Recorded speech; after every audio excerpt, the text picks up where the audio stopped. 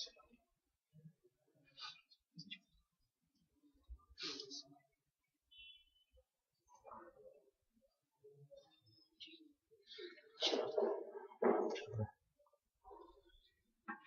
علیکم ورحمۃ اللہ وبرکاتہ۔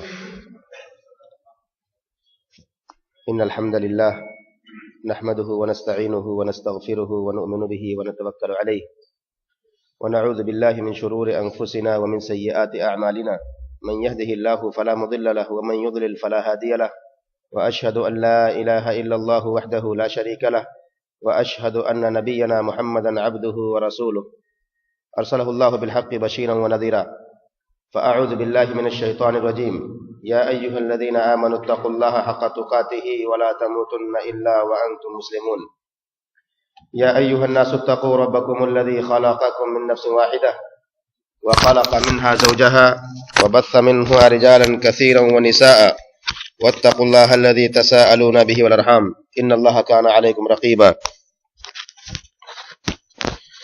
يا أيها الذين آمنوا اتقوا الله وقولوا قولا سديدا يصلح لكم أعمالكم ويغفر لكم ذنوبكم ومن يطع الله ورسوله فقد فاز فوزا عظيما أما بعد فإن خير الحديث كتاب الله وخير الهدي هدي محمد صلى الله عليه وسلم وشر الأمور محدثاتها وكل محدثة بدعة وكل بدعة ضلالة وكل ضلالة في النار فأعوذ بالله من الشيطان الرجيم لقد كان لكم في رسول الله أسوة حسنة لمن كان يرجو الله واليوم الآخر وذكر الله كثيرا وقال جل وعلا والسابقون الأولون من المهاجرين والأنصار والذين اتبعوهم بإحسان رضي الله عنهم ورضوا عنه وأعد لهم جنات تجري من تحتها الأنهار خالدين فيها أبدا ذلك الفوز العظيم وقال جل وعلا وما آتاكم الرسول فخذوه وما نهاكم عنه فانتهوا وثبت عن النبي صلى الله عليه وسلم فيما رواه عبد الله بن عمرو بن العاص رضي الله تعالى عنهما قال قال رسول الله صلى الله عليه وسلم ما بعث الله من نبي إلا كان حقا عليه أن يدل أمته على خير ما يعلمه لهم وينذرهم شر ما يعلمه لهم۔ تمام قسم کی تعریفیں بڑائی و کبریائی اللہ رب العالمین کے لیے جو ہم سب کا خالق و مالک ہے، ہمارا حاکم و رازق ہے۔ اس کے بعد درود و سلام کے نذرانے احمد مصطفیٰ محمد مجتبیٰ صلی اللہ تعالی علیہ وسلم پر، آپ کی آل و اولاد، آپ کے صحابہ اور قیامت تک صحیح طور پر اتباع اور پیروی کرنے والوں پر۔ قابل قدر حاضرین،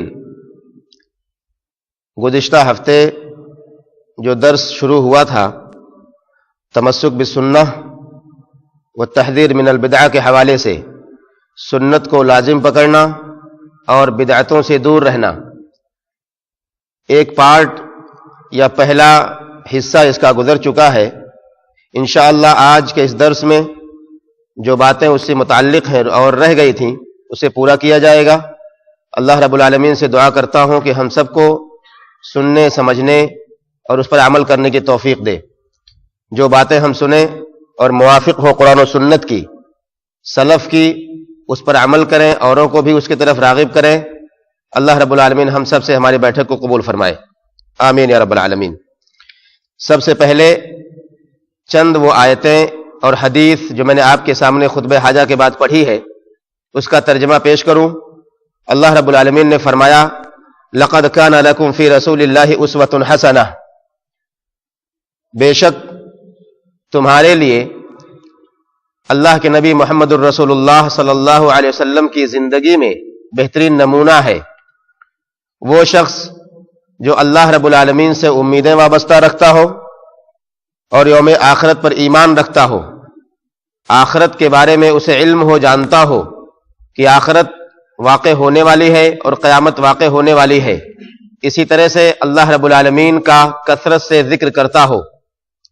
دوسری آیت جو میں نے آپ کے سامنے پڑھی، اللہ رب العالمین نے اس میں ارشاد فرمایا وہ لوگ جو پہلے کے تھے مہاجرین اور انصار میں سے، اور جن لوگوں نے علی وجہ الاحسان بہترین طریقے پر آپ کی اتباع کی، اللہ رب العالمین ان سے راضی ہوا اور وہ اللہ سے راضی ہوئے۔ اور ایسے لوگوں کے لیے اللہ رب العالمین نے ایسی جنتیں تیار کر رکھی ہیں جس کے نیچے سے نہریں بہ رہی ہوں گی، وہ ہمیشہ ہمیش اس میں رہیں گے، اور یہ بڑی کامیابی ہے۔ تیسری آیت جو میں نے پڑھی، اللہ رب العزت نے اس میں فرمایا وَمَا آتَاكُمُ الرَّسُولُ فَخُذُوهُ وَمَا نَهَاكُمْ عَنْهُ فَانْتَهُوا، کہ اللہ کے نبی جو تمہیں دیں اسے لے لو، اور جس سے روکیں اس سے رک جاؤ۔ ان آیات کے بعد ایک حدیث میں نے آپ کے سامنے پڑھی، حضرت عمرو بن عاص رضی اللہ تعالی عنہما روایت کرتے ہیں کہ اللہ کے نبی محمد الرسول اللہ صلی اللہ علیہ وسلم نے ارشاد فرمایا کہ اللہ رب العالمین نے کوئی نبی نہیں بھیجا مگر اس کے اوپر یہ واجب کر دیا کہ اس کی امت کے لوگوں کے لیے جو خیر ہو، جو اچھائی اور بھلائی ہو، اس کی تعلیم اسے دے دیں، اور جو ان کی امت کے لیے شر ہو، برائی ہو، جس کے اندر فتنہ و فساد ہو، خرابی ہو، اس کے بارے میں امت کو ڈرا دیں۔ ان آیات اور حدیث کے بعد ہم لوٹتے ہیں اپنی چند پرانی باتوں کی طرف، جس کا تذکرہ میں نے پچھلے ہفتے میں کیا تھا۔ سنت اور بدعت۔ سنت ایک ایسا راستہ جس پر چل کر انسان اپنی زندگی کو سنوارتا ہے، اور بدعت ایک ایسا طریقہ جس پر چل کر انسان اپنی زندگی کو تباہ کرتا ہے، اپنی آخرت کو برباد کرتا ہے، اور اللہ رب العالمین کی جنت سے دور ہوتا چلا جاتا ہے۔ سنت محمد الرسول اللہ صلی اللہ علیہ وسلم سے محبت کی دلیل ہے، اور بدعت نبی کے سنت سے نفرت کی دلیل ہے۔ انسان جب تک سنت سے قریب ہوتا ہے اس وقت تک بدعت سے دور ہوتا ہے، لیکن جیسے ہی بدعت سے قریب ہوتا ہے ویسے وہ سنت سے دور ہوتا جاتا ہے۔ سنت انسان کی زندگی میں ایک ایسا سرچشمہ ہے جس کو انسان جب اپنے اندر نافذ کرتا ہے تو اس کی زندگی میں خوشیاں آتی ہیں، لیکن بدعت جب انسان اس کے قریب جاتا ہے تو اس کی زندگی تباہ ہو کر رہ جاتی ہے۔ اور سنت و بدعت کے حوالے سے مکمل تفصیل، اس کا معنی، اس کا مفہوم اور اس کے دلائل قرآن و حدیث کی روشنی میں، صحابہ کرام کی نظر میں، ائمہ سلف کی نظر میں پچھلے ہفتے میں نے آپ کے سامنے رکھے ہیں۔ جو لوگ نہ شریک ہوئے ہوں ان کے لیے معمولی سی بات بتاؤں کہ اللہ رب العالمین نے سنت کو ایسا مقام دیا ہے، وہ درجہ دیا ہے کہ اللہ رب العالمین نے سنت سے محبت کرنا اور بدعتوں سے بچنا، نبی سے محبت کرنا، نبی کی الفت، نبی کی محبت میں اپنے آپ کو قربان کرنا، اس کی بڑی فضیلتیں بیان کی ہیں۔ ساتھ ہی ساتھ وہ لوگ جو سنتوں سے دور ہوتے ہیں، جو بدعتوں کے قریب ہوتے ہیں اور شہوات کی اتباع اور پیروی کرتے ہیں، اور ساتھ ہی ساتھ ان متشابہ آیات کو لے کر لوگوں کو فتنے میں ڈالتے ہیں جس کا تعلق شریعت سے نہیں ہے، تو ایسے لوگوں کے لیے اللہ رب العالمین نے قرآن میں وعیدیں بھی بیان کی ہے۔ ایک اور حدیث اللہ کے نبی محمد الرسول اللہ صلی اللہ علیہ وسلم بیان کرتے ہیں، ما بقی شیء یقرب من الجنت ویباعد من النار الا وقد بین لکم، کوئی بھی چیز جو جنت سے قریب کر سکتی ہے اور جہنم سے دور کر سکتی ہے اسے بیان کر دیا گیا ہے۔ اللہ کے نبی محمد الرسول اللہ صلی اللہ علیہ وسلم کا یہ فرمان یقیناً ایک ایسی وضاحت ہے ان لوگوں کے لیے جو یہ سمجھتے ہوں کہ دین کے اندر کوئی نئی چیز لا کر کے دین کے اندر کسی نئی عبادت کو جگہ دے کر کے وہ یہ سمجھتے ہوں کہ اس کے ذریعے رضائے الہی چاہتے ہیں، اللہ کی خوشنودی چاہتے ہیں، ثواب چاہتے ہیں اللہ کی طرف سے، تو یقیناً یہ ان کے چہرے پر ایک ایسا تماچا ہے جسے انسان سوچ سکتا ہے کہ اللہ کے نبی محمد الرسول اللہ صلی اللہ علیہ وسلم نے یہ بات کہی کہ کوئی بھی چیز جو تمہیں جنت سے قریب کر سکتی ہے اور تمہیں جہنم سے دور کر سکتی ہے اس کی وضاحت تمہارے سامنے کر دی گئی ہے۔ یقیناً وہ راستے جو اللہ اور اس کے رسول کے ہیں، بتائے ہوئے طریقے جسے محمد الرسول اللہ صلی اللہ علیہ وسلم نے ہمارے سامنے واضح کر دیا ہے، وہ جنت کا راستہ ہے، اور وہ راستے جس کی طرف ہمیں اور آپ کو چلنے سے روکا گیا، منع کیا گیا، اور وہ شیطان کا راستہ یا جہنم کی طرف جانے کا راستہ ہے جس سے ہمارے نبی محمد الرسول اللہ صلی اللہ علیہ وسلم نے امت کے تمام لوگوں کو منع فرمایا اور اس کی طرف جانے سے روکا ہے۔ حذیفہ ابن الیمان رضی اللہ تعالی عنہ کہتے ہیں، کل عبادت لم يتعبدها اصحاب رسول اللہ صلی اللہ علیہ وسلم फला तअब्बदूहा, कोई भी इबादत जिसे सहाबे रसूल ने ना अंजाम दिया हो उसे तुम ना करो।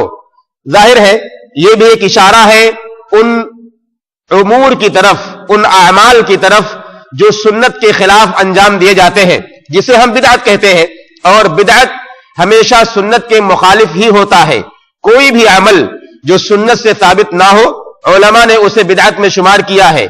और जो बिदअत होगा उसके लिए सुन्नत की कोई दलील नहीं हो सकती, या सुन्नत के तरीके पर वह अमल कतअन नहीं हो सकता। इंशाअल्लाह इस छोटी सी तमहीद के बाद आज के इस दर्स में जो बातें मैं आपके सामने रखूंगा वो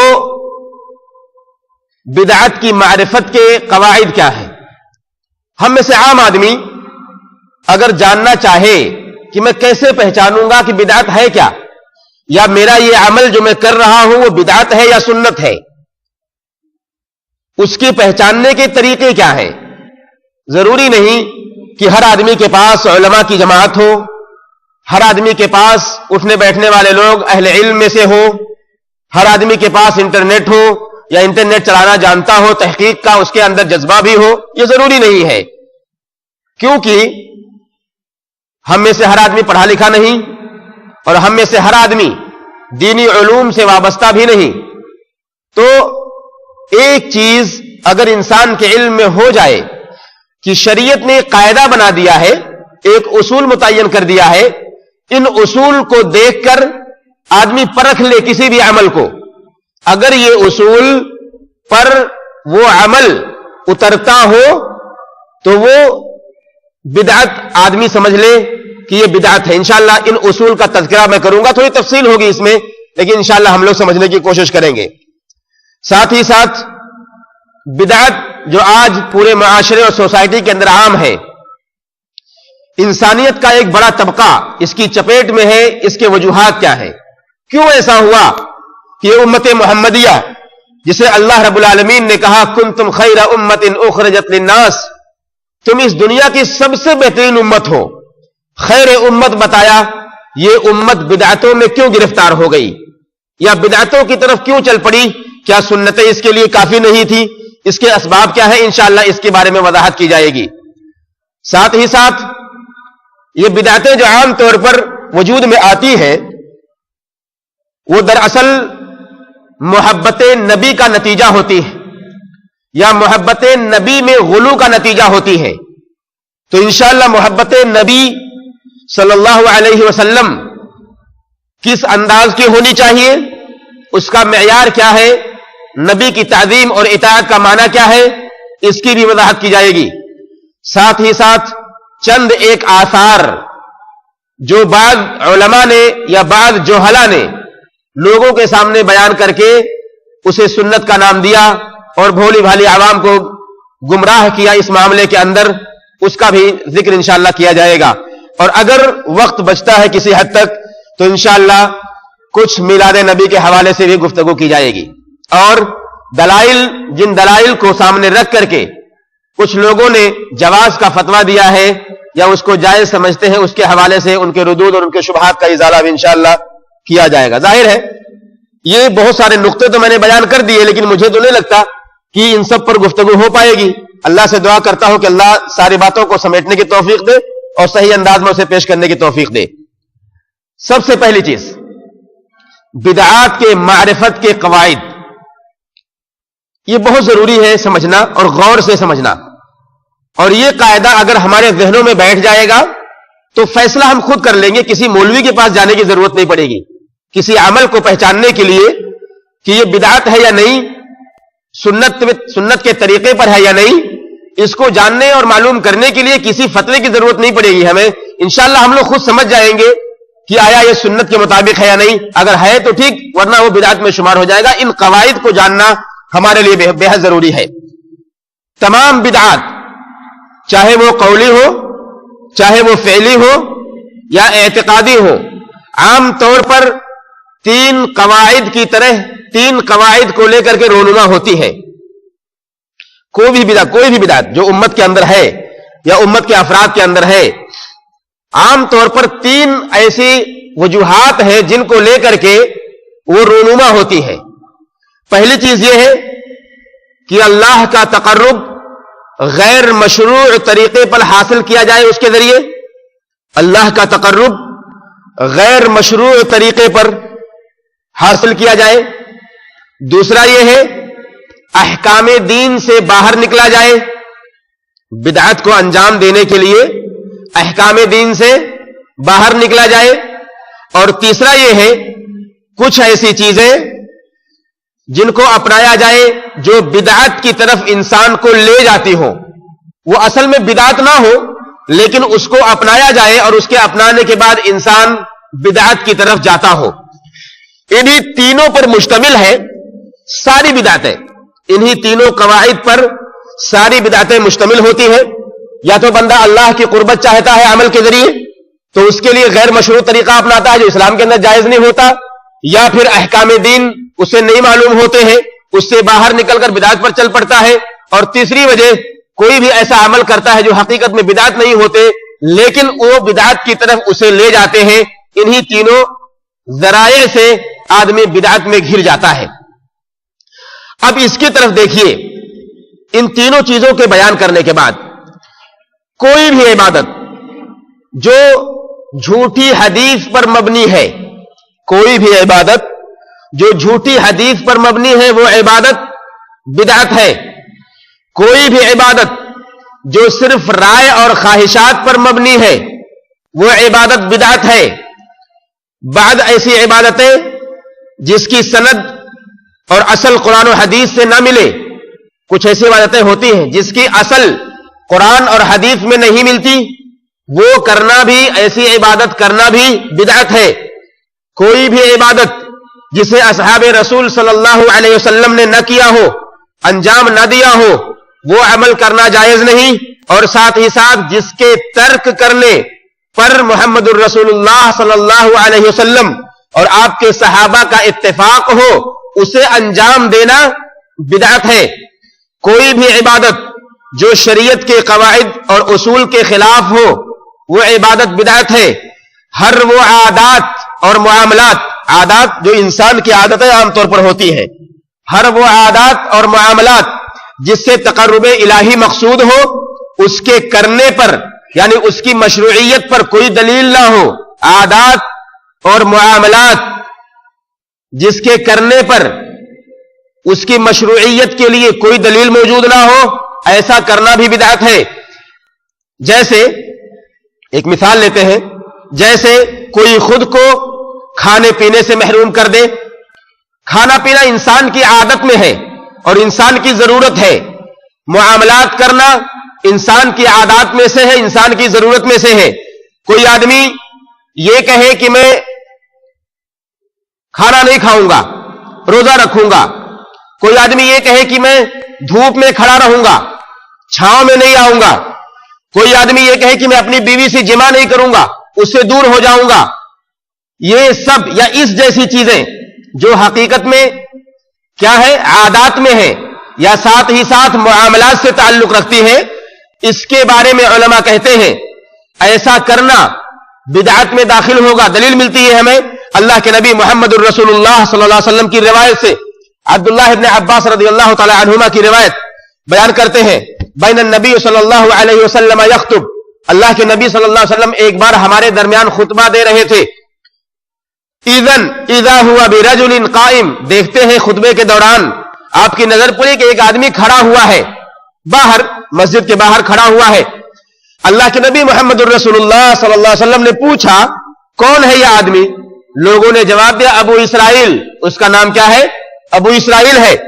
نظر ان یقوم ولا یقعد، اس آدمی نے یہ نظر مان رکھی ہے کہ یہ کھڑا رہے گا، بیٹھے گا نہیں۔ کس کی بات چل رہی ہے؟ عادات اور معاملات کی، جو مشروع نہ ہو اور آدمی اس کو انجام دے، ایسا کرنا بدعت ہے۔ کیا کہا؟ اس آدمی نے یہ نظر مان رکھی ہے کہ میں کھڑا رہوں گا، بیٹھوں گا نہیں۔ ولا یستظل، اور سائے میں نہیں آئے گا، وہ دھوپ میں ہی رہے گا۔ ولا یتکلم، گفتگو بھی نہیں کرے گا، کسی سے بات چیت نہیں کرے گا۔ فقال النبی صلی اللہ علیہ وسلم مرہ، اللہ کے نبی صلی اللہ علیہ وسلم نے کہا اسے حکم دو، فلیتکلم، اسے چاہیے کہ وہ گفتگو کرے، بات کرے، اسے حکم دو۔ اسے چاہیے کہ وہ سائے میں آ جائے اور وہ بیٹھ جائے اور اپنے روزے کو وہ پورا کرے.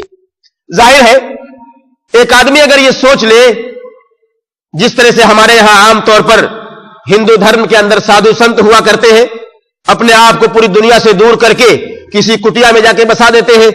مقصد کیا ہوتا ہے کہ زہد کی زندگی, اچھی زندگی جینا جس کی وجہ سے اللہ کی رضا مقصود ہو جائے. ان کے یہاں جو بھی ہے ان کے عقیدے میں یہ داخل ہے کہ جب آخری عمر کو پہنچتے ہیں تو وہ سوچتے ہیں کہ اللہ کی قربت کے لیے, ان کے بھگوان یا ان کے ایشور کی قربت کے لیے وہ ایسی جگہوں پہ جائیں جہاں پر وہ تنہا رہ کے اپنے بھگوان کی عبادت کر سکے. ان کی یہ سوچ ہے اور ان کے عقیدے میں یہ چیز داخل ہے. انسان ایک مسلمان اگر یہ سوچ لے کہ وہ اپنے آپ کو ان ساری چیزوں سے جدا کر کے, اپنی بیویوں سے جدا کر کے, لوگوں سے جدا کر کے, کسی سے گفتگو نہیں کرے گا, کسی سے بات چیت نہیں کرے گا, سائے میں نہیں آئے گا, دھوپ میں کھڑا رہے گا, کبھی بیٹھے گا نہیں, راتوں کو جاگتا رہے گا, سوئے گا نہیں, چلتا رہے گا, کبھی سکون سے اطمینان نہیں کرے گا, کبھی بیٹھے گا نہیں, یا اسی طرح سے عبادت ہی کرتا رہے گا, سکون سے نہیں رہے گا, ایسا کرنا اسلام نے منع کر دیا. ایسے کرنے والے پر روک لگا دی کہ یہ عمل ایسا ہے جو نبی کے عمل کے خلاف ہے. انسان کی عادت ہو, انسان کے معاملات کیسے بھی ہو, لیکن اگر وہ شریعت میں اس کے مشروعیت کی دلیل نہیں ہے تو وہ عمل اسلام کے اندر جائز نہیں ہو سکتا. اسی طرح سے ہر اس عمل کے ذریعے اللہ, جس کے ذریعے اللہ کا تقرب حاصل کیا جائے, اور انسان جس سے اللہ اور اس کے رسول صلی اللہ علیہ وسلم نے جس کے کرنے سے منع کیا ہو, فرمایا, اور اس کے ذریعے سے مشابہت لازم آتی ہو کفار کی, وہ عمل بھی کرنا بدعت ہے. کفار کی مشابہت لازم آئے کسی عمل کے ذریعے, چاہے وہ ناچ گانے کے اندر ہو, چاہے وہ رقص کے اندر ہو, چاہے وہ لباس کے اندر ہو, چاہے وہ ان کے طرح کھانے پینے اٹھنے بیٹھنے کی طرح ہو, کسی بھی انداز کے اندر اگر مشابہت لازم آتی ہے اور ساتھ ہی ساتھ اللہ کا تقرب اگر اس کے عمل کے ذریعے بندہ کرنا چاہتا ہے اور شریعت کے خلاف ہو تو ایسا کرنا بھی اسلام کے اندر جائز نہیں ہے. کچھ عبادات ایسی ہے جو خاص صفت پر وارد ہے, خاص صفت, خاص مخصوص صفتیں ہیں اس کی, ان عبادات کو انہی صفات پر ادا کرنا ضروری ہے. اگر انسان اس کے خلاف کسی دوسری صفات پر ادا کرے, اس عبادت کو کسی دوسری صفت کے ذریعے ادا کرے تو ایسا کرنا بدعت ہے. آپ مثال لیجئے, اور یہ ساری چیزیں اور انشاءاللہ آگے بتاتا ہوں. کچھ چیزیں ایسی ہوتی ہیں جو عبادتیں بعض زمانے سے متعلق ہوتی ہیں, بعض مکان سے متعلق ہوتی ہیں, اور بعض جنس اور مقدار سے متعلق ہوتی ہے. اگر ان کے علاوہ میں کیا جائے تو وہ بدعت ہے. جیسے مثال لیجئے, زمانے کی مثال تراویح ہے. تراویح کی نماز کب ادا ہوتی ہے؟ رمضان کے مہینے میں. آدمی غیر رمضان میں اگر تراویح ادا کرے, تراویح جو جماعت کے ساتھ ادا ہوتی ہے, ٹھیک ہے, وہ تراویح جماعت کے ساتھ غیر رمضان میں کوئی بندہ ادا کرے, ایسا کرنا بدعت میں داخل. کوئی بھی عمل مکان سے جس کا تعلق ہو, جگہ سے تعلق ہو, جیسے اعتکاف کہاں کیا جائے گا؟ مسجد میں کیا جائے گا. کوئی بندہ اعتکاف کہیں اور کرے مسجد کے علاوہ, اس کا وہ عمل بدعت میں داخل. جنس سے متعلق, جیسے قربانی کس کی جائے گی؟ بہیمۃ الانعام کی جائے گی. 6 جانور جس کا تذکرہ قرآن میں کیا گیا, 6 جانور کی قربانی بہیمۃ الانعام. اس کے علاوہ آدمی کسی اور جنس سے جانور قربان کرے, ایسا عمل کرنا بدعت میں داخل. مقدار, جیسے صلوات 5 مقدار ہے, 5 وقت کی نماز اسلام میں مشروع ہے, آدمی 6 وقت کی نماز ادا کرے, ایسا کرنا بدعت میں داخل. کیفیت, وضو کی ایک کیفیت ہے. وضو کرتے ہیں, سب سے پہلے آدمی کہاں سے شروع کرتا ہے؟ اپنے چہرے کے ذریعے اپنے ہاتھ کو دھلتا ہے, چہرے کو دھلتا ہے, پھر ہاتھ کو دھلتا ہے اور اپنے پیروں کو دھلتا ہے. ایک آدمی اس کے برعکس کرنا چاہے, وہ کہے میں پہلے پیر دھلوں گا, پھر اپنے چہرے کو, پھر اپنے ہاتھ کو, ایسا کرنا بھی بدعت میں داخل. اس لیے کہ اللہ رب العالمین نے اور شریعت مطہرہ نے ان ساری چیزوں کو اس کے مقدار, اس کے جنس, اس کی صفت اور اس کے زمان اور مکان کے حساب سے مشروع کیا ہے.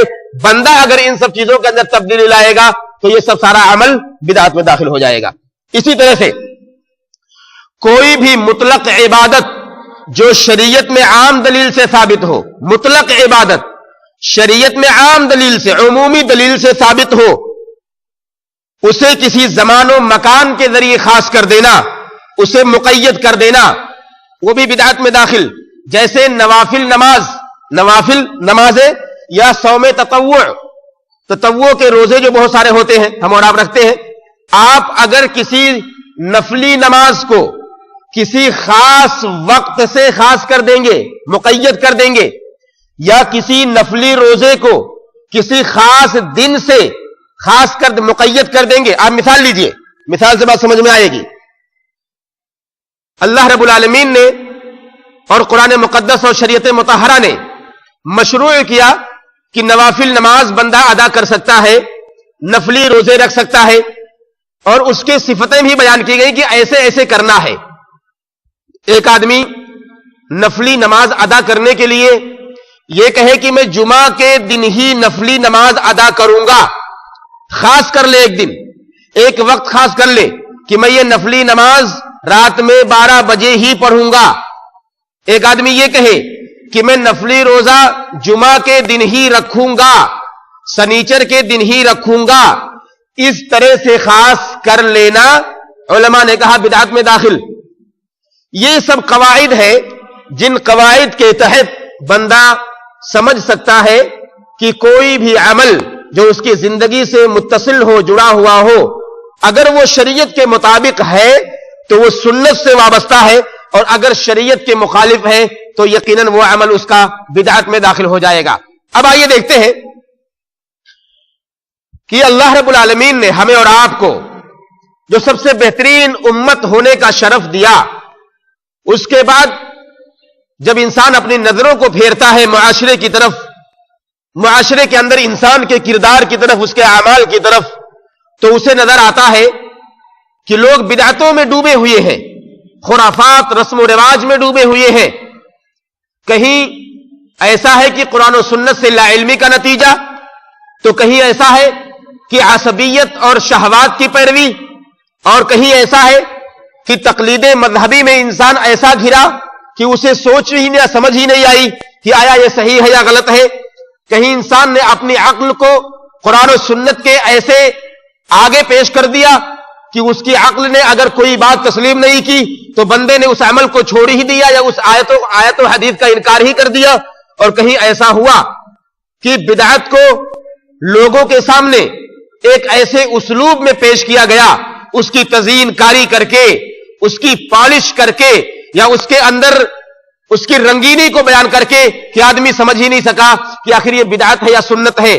تو انشاءاللہ ان سب کے بارے میں ہم ہلکی ہلکی گفتگو کریں گے کہ ایسے کیا وجوہات بن گئے کہ امت محمدیہ جسے اللہ رب العالمین نے ایک عظیم خطاب دیا، عظیم خطاب کہ سب سے بہترین امت، یہ امت کیسے بدعتوں میں گرفتار ہو گئی، اور یہ امت کیسے بدعتوں میں گرفتار ہو کر کے اپنی زندگی کو، اپنی آخرت کو تباہ کر لیا۔ سب سے پہلی وجہ جہالت۔ جہالت ایک ایسا سبب ہے کہ انسان کو انسان سے جانور بنا دیتا ہے۔ جہالت ایک ایسا سبب ہے جو انسان کو سنت سے دور کر دیتا ہے۔ جہالت ایک ایسا سبب ہے جو ایک موحد شخص کو بھی شرک کرنے پر مجبور کر سکتا ہے۔ جہالت ایک ایسا سبب ہے جو ایک اچھی خاصی زندگی کو تباہ و برباد کر دیتا ہے، کیونکہ انسان کے پاس علم نہیں ہے۔ تو جہالت یہ سب سے پہلا سبب ہے انسان کو بدعتوں میں گرفتار ہونے کا۔ اور ظاہر ہے جہالت کے بارے میں حضرت موسیٰ کے قوم والوں نے موسیٰ علیہ السلام سے کہا، وَقَالُوا يَا مُوسَى اجْعَل لَّنَا إِلَٰهًا كَمَا لَهُمْ آلِهَةٌ، موسیٰ کی قوم والوں نے طلب کیا کہ اے موسیٰ ہمارے لیے ایک معبود بنا دیجئے۔ موسیٰ علیہ السلام نے کہا إِنَّكُمْ قَوْمٌ تَجْهَلُونَ، تم جاہل لوگ ہو۔ جہالت کا تذکرہ کیا کیونکہ جب آدمی جاہل ہوتا ہے تو اس سے کسی بھی چیز کی توقع کی جا سکتی ہے۔ جب آدمی کے پاس علم نہیں تو وہ کچھ بھی کر سکتا ہے، اور اندازہ بھی نہیں ہوتا اسے کہ آیا میں صحیح کر رہا ہوں یا غلط کر رہا ہوں۔ تو جہالت ایک سب سے بڑا سبب ہے انسان کے بدعتوں میں گرفتار ہونے کا، ہمارے اور آپ کے بدعتوں میں گرفتار ہونے کا۔ اور محمد الرسول اللہ صلی اللہ علیہ وسلم کے قوم والوں نے بھی کہا تھا محمد صلی اللہ علیہ وسلم سے کہ ایک درخت ہمیں بتلا دیجئے، ہم بھی اپنے ہتھیار کو اس میں ٹانگا کریں گے۔ اور اللہ کے نبی محمد الرسول اللہ صلی اللہ علیہ وسلم نے وہی جواب دیا کہ موسیٰ کے قوم والوں نے طلب کیا تھا ایک معبود کا، اور تم بھی وہی چیز طلب کر رہے ہو جہالت کی بنیاد پر. کیونکہ جب بندہ جاہل ہوتا ہے تو وہ نہیں سمجھ پاتا کہ اسے کیا کرنا چاہیے کیا نہیں کرنا چاہیے. تو یہ پہلا مختصر بیان کر رہا ہوں ساری باتیں تاکہ بہت ساری چیزوں کا احاطہ میں کر سکوں. تو جہالت ایک پہلا سبب ہے انسان کے بدعتوں میں گرفتار ہونے کا. دوسرا سبب ہے تعصب، عصبیت، نفس اور خواہشات کی پیروی. اللہ رب العالمین نے قرآن مقدس میں ایسے آدمی کا تذکرہ کیا کہ اس سے بڑا گمراہ اور کون ہو سکتا ہے جو اپنے نفس کو اپنے آپ کو اپنے نفس کا متبع بنا دے، اپنے آپ کو اپنے نفس کا پیروکار بنا دے. اس لیے کہ نفس کبھی انسان کو اچھائی کی طرف لے جاتی ہے تو وہی نفس کبھی انسان کو برائی کی طرف بھی لے جاتی ہے. کبھی اچھا کرنے پر آمادہ کرتی ہے تو وہی نفس کبھی اسے شرک اور بدعت پر آمادہ بھی کر سکتی ہے. اور دوسری بات اسی کے اندر کہ انسان جب عصبیت کا شکار ہوتا ہے، عصبیت کبھی خاندانی چودراہٹ کی بات ہوتی ہے تو کبھی بڑے قبیلے کے ہونے کی بات ہوتی ہے تو کبھی آبا و اجداد کا ڈھونگ رچتا ہے آدمی اور ان کے نام پر یہ کہنے کی کوشش کرتا ہے کہ ہمارے باپ دادا جس دین پر تھے کیا وہ سمجھتے نہیں تھے. اللہ رب العالمین نے تذکرہ کیا قرآن مقدس کے اندر وَإِذَا قِيلَ لَهُمْ تَعَالَوْا إِلَى مَا أَنزَلَ اللَّهُ وَالرَّسُولُ قَالُوا حَسْبُنَا مَا وَجَدْنَا عَلَيْهِ آبَاءَنَا أَوَلَوْ كَانَ آبَاؤُهُمْ لَا يَعْلَمُونَ شَيْئًا وَلَا يَهْتَدُونَ. کہ جب لوگوں سے کہا جاتا ہے کہ لوگوں آؤ اللہ کی طرف، لوگوں آؤ رسول کی طرف، تو لوگ کیا کہتے ہیں؟ حسبنا ما وجدنا علیہ آباءنا، ہمارے لیے وہ کافی ہے جس پر ہم نے اپنے باپ دادا کو پایا ہے. کیا ہمارے باپ دادا سمجھتے نہیں تھے؟ کیا ان کے پاس عقل و شعور نہیں تھا؟ ہمارے لیے دین ان کا کافی ہے. یہی صورتحال آج بھی ہے کہ ایک بدعتی کے سامنے آپ سنت کی بات کیجئے، ایک بدعتی کے سامنے قرآن کی بات کیجئے، قسم ہے اللہ رب العالمین کی، اللہ کی توفیق اگر نہ ہو تو کبھی بھی آپ کی بات و تسلیم کرنے کو تیار نہیں ہوگا اور وہی دہائی دے گا کہ کیا ہمارے باپ دادا سمجھتے نہیں تھے، ہمارے علماء سمجھتے نہیں ہیں، ہمارے لوگ جو بڑے ہیں کبار ہیں وہ جانکار نہیں ہیں، سب سے بڑے علامہ آپ ہی لوگ ہیں. اس طرح کی باتیں آج بھی پیش کی جاتی ہیں اور یہ باتیں اللہ رب العالمین نے قرآن میں کتنے پہلے بیان کر دی ہیں. تو یہ دوسرا بڑا سبب ہے کہ جب آدمی کے اندر عصبیت آتی ہے تو بندہ خود بخود بدعتوں کی طرف چل پڑتا ہے اور بدعتوں میں گرفتار ہو جاتا ہے. تیسرا بڑا سبب مذہبی تقلید، ایسی اندھی تقلید کہ جس کی صحت پر کوئی دلیل ہی نہ ہو. بندہ کسی مفتی، کسی مرشد، کسی پیر یا کسی بڑے امام اور عالم کا اتنا گرویدہ ہو جائے، اتنا بڑا متبع اور پیروکار اپنے آپ کو بنا لے کہ اس کی ساری باتیں اسے صحیح لگنے لگے. یہ ہمارے اور آپ کی بات ہے، یہ ہماری اور آپ کی بات ہے، یہ شریعت کی بات ہے، قرآن و حدیث کی بات ہے. سوچنا اور سمجھنا ہمیں ہے، تلاش کرنا ہے ہمیں اور آپ کو. ہماری زندگی کا فیصلہ کوئی مولوی نہیں کرنے والا، کوئی امام، کوئی عالم نہیں کرنے والا. اللہ کی قسم ہے قیامت کے روز اگر ہم اور آپ کسی بدعت کی وجہ سے پکڑ لیے جائیں گے، اللہ رب العالمین ایسے وقت میں اللہ رب العالمین کی بارگاہ میں کوئی امام، کوئی امیر کوئی بچانے نہیں آئے گا، کوئی عالم بچانے نہیں آئے گا. وہ کوئی اپنا دامن، اپنا پلو جھاڑ لیں گے اور آپ کو چھوڑ دیں گے، حوالے کر دیں گے آپ کے اپنے عمل کے لیے. جو آپ کا عمل ہوگا خود ہی آپ کو اس کا نتیجہ بھگتنا ہوگا. ہمیں تلاش کرنے کی ضرورت ہے، ہمیں تلاش کرنے کی ضرورت ہے کہ قرآن و حدیث اگر کہیں بھی کسی بھی آدمی، کسی بھی عالم، چاہے میں ہوں یا عام آدمی ہو یا عام کے کوئی مولوی ہو یا کوئی بڑا مفتی ہو، اس کے خلاف اگر ہو جائے تو ایسی صورت میں بھی ہمیں چاہیے کہ ایسی صورت میں ہم قرآن و حدیث کی بات کو فوقیت دیں، اسے مقدم کر دیں، تاکہ ایسا نہ ہو کہ ہمارا عمل اس کے ذریعے سے کہیں تباہی کی طرف چلا جائے. یہ تیسرا سبب ہے انسان کے بدعت میں جانے کا کہ جب ایک مولوی اس سے کہہ دیتا ہے کہ بھائی یہ قرآن کی دلیل ہے، یہ حدیث کی دلیل ہے اور ایسا کرنا سنت سے ثابت ہے. اب آدمی نہیں سمجھ پاتا، جاہل آدمی، اسے نہیں معلوم، وہ تو یہ حسن ظن رکھا ہوا ہے کہ ماشاءاللہ میرا مولوی، میرا امام کبھی جھوٹ نہیں بولے گا، کبھی غلط نہیں بولے گا. اب اس کے مطابق وہ چلتا رہتا ہے، کرتا رہتا ہے. تو ایسی صورت میں آدمی بدعت میں گرفتار ہوتا ہے اور اسے شعور تک بھی نہیں ہوتا کہ آیا اس کا عمل صحیح ہے या नहीं सही है। चौथा सबब जो बहुत ही अहम है, अकल को नकल पर मुकद्दम करना, कुरान और सुन्नत पर अक्ल को मुकद्दम करना। अल्लाह रब्बुल आलमीन ने हमारे पास एक अक्ल दी है और हर इंसान जो बाशऊर है उसके पास अल्लाह रब्बुल आलमीन ने यह खुसूसी तोहफा अक्ल की शक्ल में दिया है, जिससे इंसान सही और गलत की तमीज करता है, अच्छे और बुरे को पहचानता है, अपने और गैरों को जानता है, वो जानता है कि सही क्या है गलत क्या है। और इंसान अगर इस अक्ल का इस्तेमाल ऐसे करने लग जाए बिलखुसूस शरीयत के मामलात के अंदर, और ये कहे कि मेरी अक्ल पर अगर कोई चीज नहीं उतरती तो वो चीज मेरी नजर में काबिल कबूल नहीं, चाहे वो कुरान की हो या हदीस की हो। और आज एक ऐसा बहुत बड़ा तबका है, ऐसे लोग मौजूद हैं फिल वक्त जो अपनी तमाम बातों को, शरीयत की तमाम बातों को अपनी अक्ल पर परखते हैं। अगर उनकी अक्ल कबूल करती है, समझ में आती है बातें तो मान लेते हैं, अगर नहीं समझ में आती तो कहते हैं इसकी तावील कर दी जाएगी और उसको छोड़ देते हैं। आइए एक मिसाल देता हूं मैं कि बहुत सारी बातें हमारी अक्ल से परे हैं, हमारी अक्ल उसका इहाता नहीं कर सकती, लेकिन उसके बावजूद हमें उस पर अमल करना है, उसको मानना है, उसको तस्लीम करना है, क्योंकि अल्लाह के नबी मोहम्मदुर रसूलुल्लाह सल्लल्लाहु अलैहि वसल्लम ने अगर किसी चीज की खबर दी है तो वो खबर कभी गलत नहीं हो सकती, हमारे ईमान और अकीदे का एक हिस्सा है। और ऐसा हिस्सा कि अगर इसके अंदर कोताही आ गई तो यकीन मानिए आदमी का ईमान कभी भी मुकम्मल नहीं हो सकता। हम जानते हैं इसरा और मेराज के वाकये को कि अल्लाह के नबी मोहम्मदुर रसूलुल्लाह सल्लल्लाहु अलैहि वसल्लम ने एक रात के अंदर मस्जिद हराम से बैतुल मक़दिस से सातवां आसमान का सफर किया, वापस लौटे। इंसान अगर यह कहे कि भाई मेरी अक्ल में यह बात नहीं आती, और इंसान कह सकता है अपनी अक्ल के मुताबिक यह बात एतराज कर सकता है कि यह बात समझ में नहीं आती, एतराज का हक है उसे, मगर उसका एतराज यहां बातिल हो जाता है, इसलिए कि अल्लाह के नबी सल्लल्लाहु अलैहि वसल्लम ने अगर एक चीज को कहा है तो वो चीज गलत नहीं हो सकती। हमारा ईमान और अकीदा है इस बात पर कि नबी ने अगर कहा कि मेरे साथ ऐसा वाकया हुआ तो हमें उसको मानना है, हमारी अक्ल में वो बात आए ना आए ये हमारे अपने अक्ल की कमजोरी है।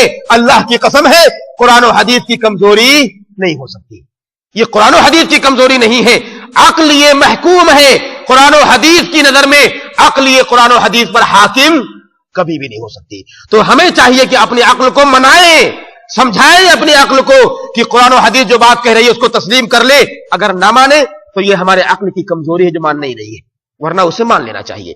तो ये चौथा सबब है कि जब बंदा अक्ल को मुकद्दम करता है कुरान और हदीस पर तो ऐसी सूरत में बिदअतों में गिरफ्तार होता है। पांचवा सबब जिसके बारे में मैंने तज़किरा किया था पहले दर्स के अंदर कि कुछ ऐसे नुसूस हैं कुरान के अंदर जो मुतशाबिह है, जो वाज़ेह नहीं है, मुहकम नहीं है, ऐसे मौके पर उसकी तावील अल्लाह के पास है हकीकी इल्म, या बड़े उलमा के पास है, उसकी तावील उलमा जानते हैं, जिनके दिलों में ज़ैग़ो दलाल होता है, जिनके दिलों में कजरवी और टेढ़ापन होता है, वो लोग मुहकम आयतों को छोड़ देते हैं, मुतशाबिह आयतों को लेकर के लोगों को फितने में डालते हैं। मुतशाबिह आयतों पर जब बंदा चलने लगता है तो ऐसी सूरत में बिदअतों में गिरफ्तार हो जाता है। ये पांचवा सबब है। छठा सबब, बिदअत को जब लोगों के सामने मुलव्वन शक्ल में पेश किया जाता है, माशाअल्लाह आज की बिदअतें आप देखिए, ओ इतनी तज़ीनकारी हो रही है उसकी, इतने रंगो रूप के अंदाज में पेश किए जा रहे हैं, इतने अजीब ढंग से कि एक बंदा जो मुसलमान है वो समझता है कि शायद ये सुन्नत है, इसका करना सुन्नत है। आज लोग बिदअतों पर ऐसे भी चल पड़े हैं और बिदअतों में इसके जरिए भी गिरफ्तार हो रहे हैं। और वसाइल इलाम जो आज मीडिया है, मीडिया ने भी कुरान और सुन्नत की तालीम को छोड़कर आज उन्हीं चीजों को फोकस किया है जो हकीकत में बड़ी रंगीनी जिसके अंदर पाई जाती है।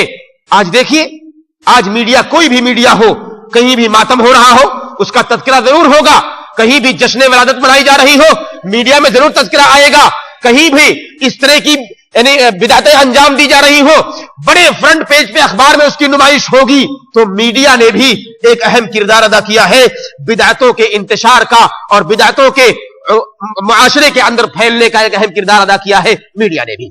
इसी तरह से سب سے امپورٹنٹ بات اور سب سے اہم بات، ائمہ ضلال، گمراہ علماء، یہ پیٹ کے پجاری بیچارے، اللہ ہدایت دے ایسے علماء کو جنہوں نے اپنے مقام اور اپنے منصب کو، اپنے اسٹیٹس کو اونچا کرنے کے لیے یا اپنے پیٹ کی خاطر ایسی چیزوں کو لوگوں کے سامنے بیان کیا، اپنی واہواہی کے لیے یا اپنے علم کو لوگوں کے سامنے رکھنے کے لیے اور لوگوں کے سامنے یہ بتانے کے لیے کہ میں بہت بڑا عالم ہوں، ایسے نقطوں کو پیش کیا جو حقیقت میں جس کو سن کر کے لوگ فتنوں میں پڑ گئے، لوگوں کو علم نہیں، لوگوں کے پاس جہالت ہے، لوگ نہیں جانتے۔ تو ایسے علماء امت کے اندر پیدا ہوئے جو حقیقت میں جاہل تھے، ان لوگوں نے شیطان کا کردار ادا کیا اور بھولی بھالی عوام کو گمراہ کرتے ہوئے انہیں بدعتوں میں ڈال دیا۔ اللہ کے نبی محمد الرسول اللہ صلی اللہ علیہ وسلم کی روایت لیجئے، کہتے ہیں عبداللہ ابن عمرو ابن عاص راوی حدیث کہتے ہیں قال سمعت رسول اللہ صلی اللہ علیہ وسلم یقول، میں نے نبی کریم صلی اللہ علیہ وسلم کو کہتے ہوئے سنا، ان اللہ لا يقبض العلم انتزاعا، اللہ رب العالمین ایک بیگ علم کو اس دنیا سے نہیں اٹھاتا، اس دنیا سے ایک ساتھ علم کو نہیں اٹھائے گا اللہ رب العالمین، بلکہ اس دنیا سے علم کو علماء کی وفات کے ذریعے اٹھاتا ہے، یہاں تک کہ جب علماء کی وفات ہو جاتی ہے اور کوئی عالم نہیں بچتا تو لوگ جاہل کو اپنا سردار بنا لیتے ہیں، جوہلا کو اپنا مفتی بنا لیتے ہیں اور مسند افتاء پر بٹھا دیتے ہیں۔ اب وہ جاہل آدمی کہاں، یہ لوگ جو بھولی بھالی عوام ہیں، ان لوگوں نے ایک جاہل کو مفتی بنایا، ان لوگوں نے اس مفتی سے سوال پوچھا، فَسُئِلُوا فَسَأَلُوا، ان لوگوں نے پوچھا ایسے لوگوں سے، ایسے جوہلا سے، اور یہ جوہلا جب پوچھے گئے لوگوں سے تو لوگوں نے کہا، تو ان لوگوں نے کیا کہ فَأَفْتَوْا، ان لوگوں نے فتویٰ دیا، فَضَلُّوا وَأَضَلُّوا، یہ بیچارے خود گمراہ تھے، عوام کو بھی ان لوگوں نے گمراہ کر دیا۔ اللہ کے نبی محمد الرسول اللہ صلی اللہ علیہ وسلم کی یہ روایت یقیناً صادق ہے، یقیناً سچی ہے کہ ایسے لوگ اس امت کے اندر پیدا ہوئے، ایسے علماء اس امت کے اندر پیدا ہوئے جو لوگوں کو گمراہ کیا، جنہوں نے اور یہ خوف ظاہر کیا تھا، انما اخوف ما اخاف علی امتی الائمۃ المضلین، کہ میں سب سے زیادہ جس چیز سے خوف کھاتا ہوں اپنے امت کے لوگوں پر، ایسے علماء سے خوف کھاتا ہوں جو گمراہ کرنے والے ہیں، جو گمراہ کرنے والے ہیں، اور ایسی بڑی تعداد گمراہ کرنے والے علماء کی ہے جو بڑے جبہ و دستار کے اندر، بڑی بڑی پگڑیوں کے اندر، بڑے بڑے اماموں کے اندر مسند افتاء پر بیٹھے ہوئے فتوے دے رہے ہوں گے، مگر اللہ کی قسم ہے وہ اس قرآن کے ساتھ کھلواڑ کرتے ہیں، نبی کی حدیثوں کے ساتھ کھلواڑ کرتے ہیں، انہیں معلوم ہوتا ہے مگر کیا کریں، بیچارے مجبور ہوتے ہیں۔ اللہ رب العالمین ایسے علماء کو ہدایت دے، ہم سب کو ہدایت دے، ہمارے اندر بھی کمیاں اگر ہیں اللہ رب العالمین ہم سب کو ہدایت دے۔ تو یہ 8واں ایسا سبب ہے جس کے ذریعے سے عوام جو ہے بدعتوں میں گھر جاتی ہے اور بدعتوں میں مبتلا ہو جاتی ہے۔ اسی طرح سے ایک اور اہم سبب بدعتوں میں انسان کے گھرنے کا، ضعیف اور موضوع روایتوں پر اعتماد کرنا۔ موضوع روایتیں، ایسی بہت ساری موضوع روایتیں داخل کر دی گئی حدیثیں، کتب حدیث کے اندر، جو حقیقت میں ان کی کوئی اصل نہیں ملتی۔ ایسی روایتیں ہیں جو انتہائی درجے کی ضعیف روایتیں ہیں، جن سے دلیل پکڑنا قطعاً جائز نہیں ہے۔ ایسی دلیلوں کا سہارا لے کر کے بھی لوگ بدعتوں میں گرفتار ہو جاتے ہیں، اور ساتھ ہی ساتھ ایک اور اہم وجہ ہوتی ہے بدعتوں میں گرفتاری کی کہ انسان خوابوں پر اعتماد کرنے لگتا ہے، رویا، کرامات، منامات، اس پر اعتماد کرنے لگتا ہے کہ فلاں بزرگ نے یہ خواب دیکھا، وہ تو ایسا ہو رہا ہے ویسا۔ ان سب خوابوں پر اعتماد جب بندہ کرتا ہے تو یقیناً بدعتوں میں گرفتار ہو جاتا ہے۔ یہ سب وجوہات ہیں انسان کے بدعتوں میں گرفتار ہونے کے۔ اب ایک سوال صرف چھوٹا سا ہے، وہ یہ کہ بدعتوں میں انسان کے گھرنے کا اہم مقصد، وجہ کیا ہوتی ہے، سبب کیا ہوتا ہے؟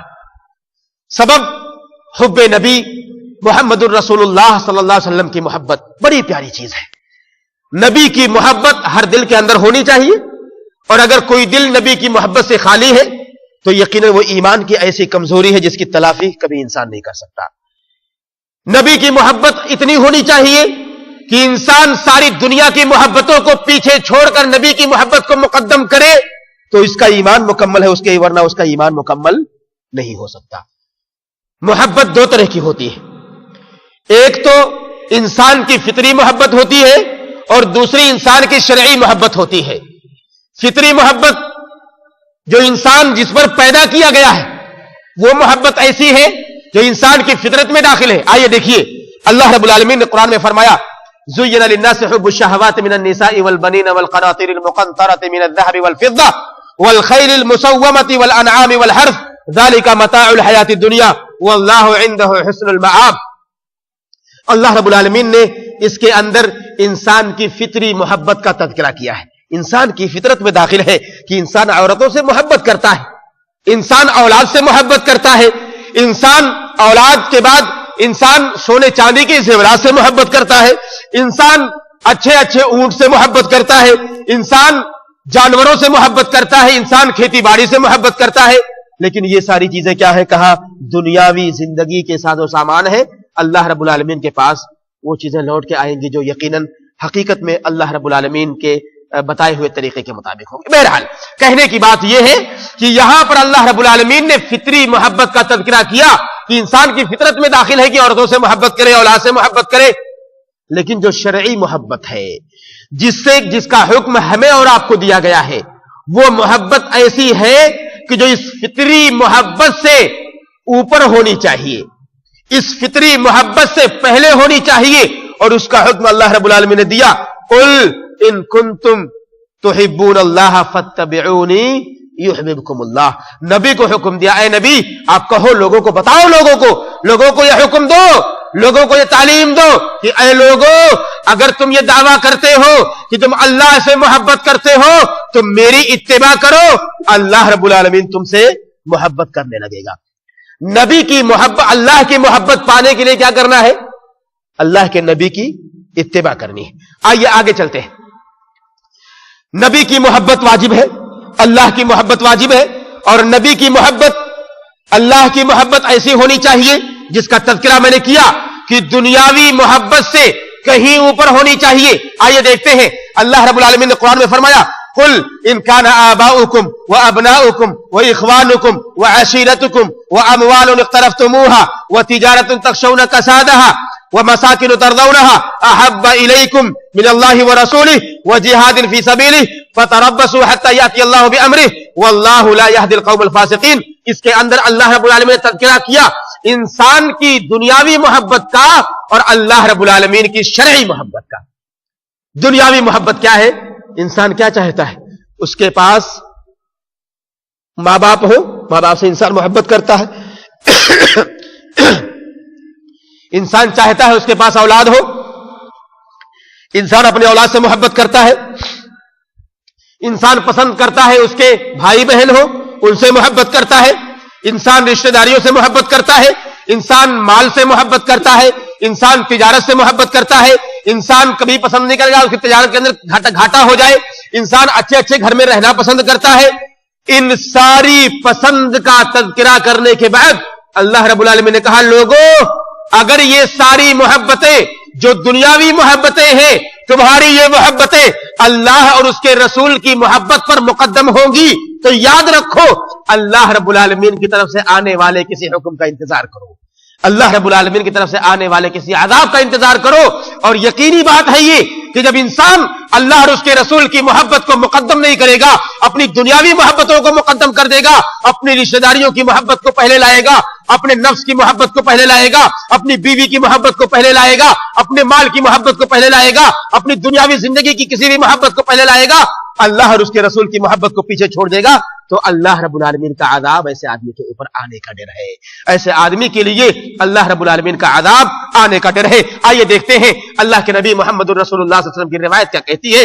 कहते हैं, इमाम बुखारी ने अपनी सहीह के अंदर नकल किया, हजरत अबू हुरैरा रावी हदीस कहते हैं कि अल्लाह के नबी मोहम्मद रसूलुल्लाह सल्लल्लाहु अलैहि वसल्लम ने बयान किया, फवल्लज़ी नफ्सी बियदिही ला युमिनु अहदुकुम हत्ता अकूना अहब्बा इलैहि मिन वालिदिही व वलदिही वन्नासि अजमईन। अल्लाह की कसम है उस जात की जिसके हाथ में मेरी जान है, तुम में से कोई आदमी उस वक्त तक मुकम्मल ईमान वाला हो ही नहीं सकता जब तक कि मैं उसकी नजर में, उसके नजदीक, उसके माँ बाप से, उसकी औलाद से भी ज्यादा महबूब ना हो जाऊं।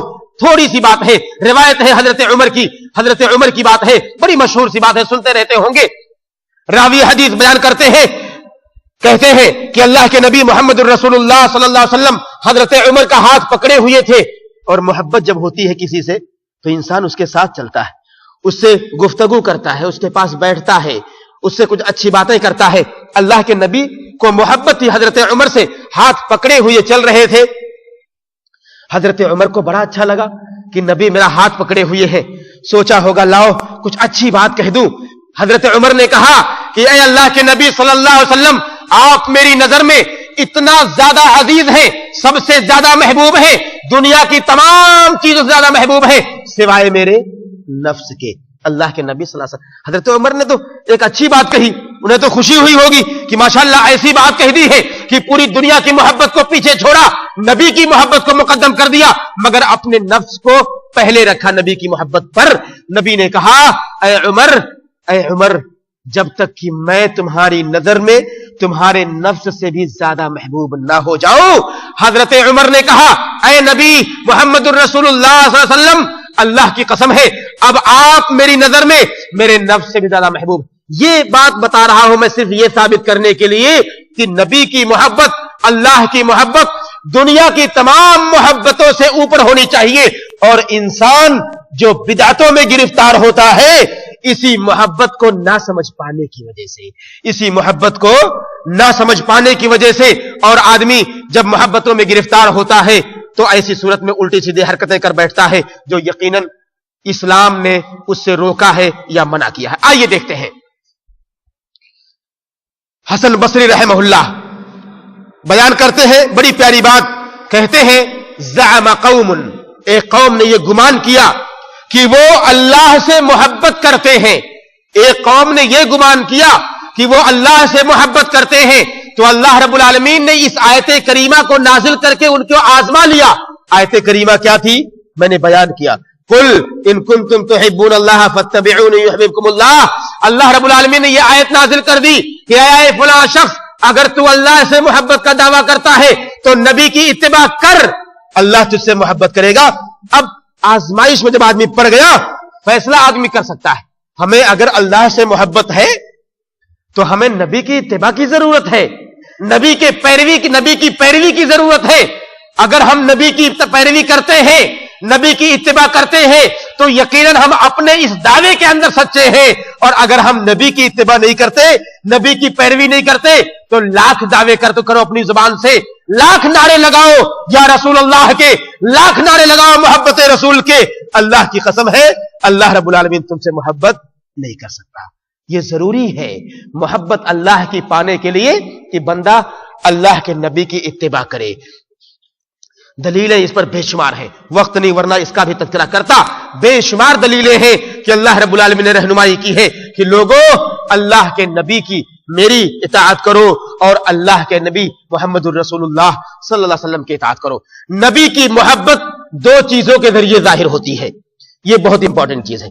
दो चीजों के जरिए, एक तो नबी की इत्तिबा के जरिए, नबी की पैरवी के जरिए, नबी के नक्शे कदम पर चलकर, और दूसरा नबी की ताज़ीम करके, नबी का अदब व एहतराम करके, नबी की इज्जत, नबी के मकाम और मर्तबे को समझकर भी बंदा नबी से मोहब्बत का सबूत देता है।